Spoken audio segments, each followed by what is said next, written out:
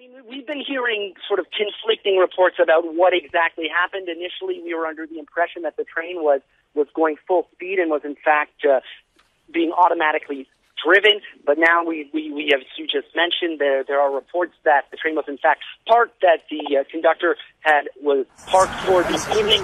What we do know, though, is that witnesses saw the train barreling in at what they said looked like full speed when it then came off the rails here at the center of Lac Mégantic, a town of just 6,000 people. And those that I've spoken to say that when it happened, it was just total chaos. People were running around in panic, looking for loved ones. No one really knew what was going on. And quite frankly, we still don't know what exactly transpired. I wanted to ask you about the fatalities, because very little information as yet about what we're dealing with here. We know that the town centre was crowded at the time. Are you hearing any more?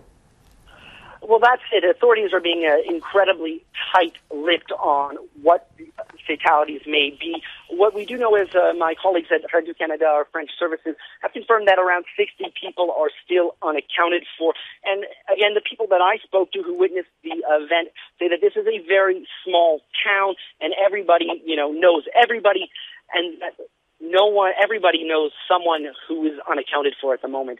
So the numbers are certainly very concerning, as is the time as the day continues to go on. And the fire, for that matter, is still blazing. I'm looking at just a truly impressively dark cloud of smoke that's billowing out of one of the derailed cars, and it's still on fire. Firefighters are trying everything to douse it, but because it's oil, there's not a whole lot they can do until the oil has burned out. Well, I was just about to say, of course, more dangers do lie ahead, don't they? Because there are fears that more tanks could explode. And I understand that there's even been a spill into the lake, the river there.